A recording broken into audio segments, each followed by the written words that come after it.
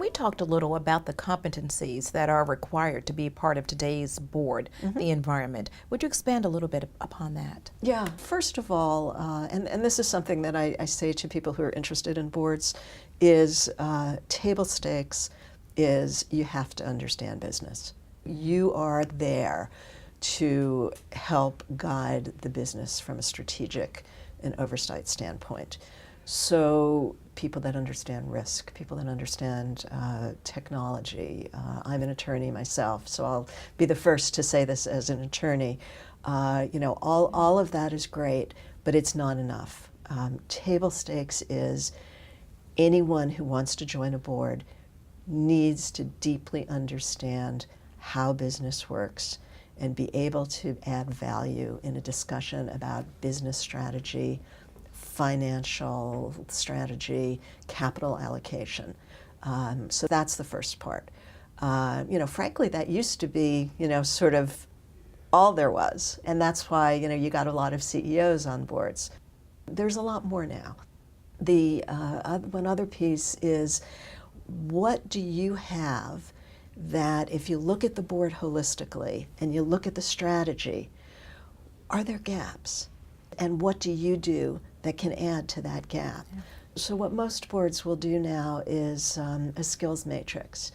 And they'll look at, for example, we've got a consumer base that's heavily X, whatever it is, millennials, a certain geography, a certain ethnic group, a certain type of customer, whatever.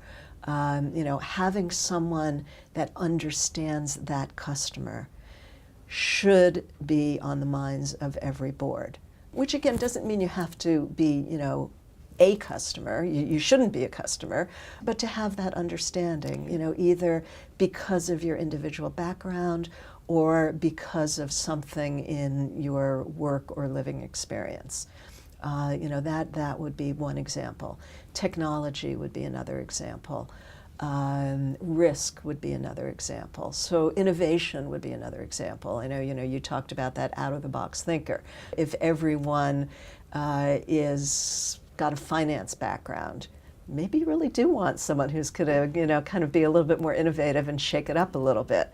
So it's really looking at that skills matrix and saying, as a board, how do we make sure that we've got, sort of that broad diversity of skills and filling in the gaps as to what we need. And then there's the personal attributes. So one is, gets back to what I talked about on visionary boards. Is the person someone that's forward-looking? Is the person someone that is, I know you, at Sarder you talk a lot about lifelong learning.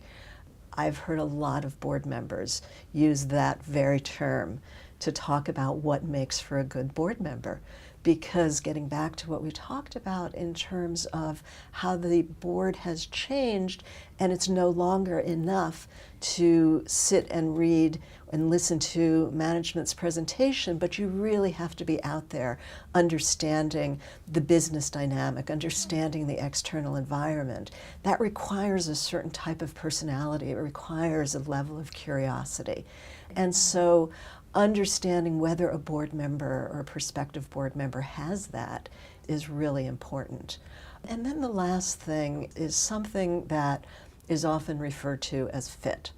So for any particular board, if you think about it, 9, 11, 10, whatever the number is, it's a group of people and they need to work together. Let me tell you what fit isn't and shouldn't be. It shouldn't be, sort of the person who's not going to make waves. What it should be, though, is the person who, if they feel they need to make some waves, is able to do it effectively. And that's going to depend on the dynamic of the board. How can you get people to listen to your perspective? That's not always an easy thing to do. depending, on where the company is and what the board dynamic is. So that's absolutely critical. Things like emotional intelligence. How do you react when you're in an environment and everyone's kind of gone around the table saying, A, and you think B? Those kinds of things are really important when it comes to board service.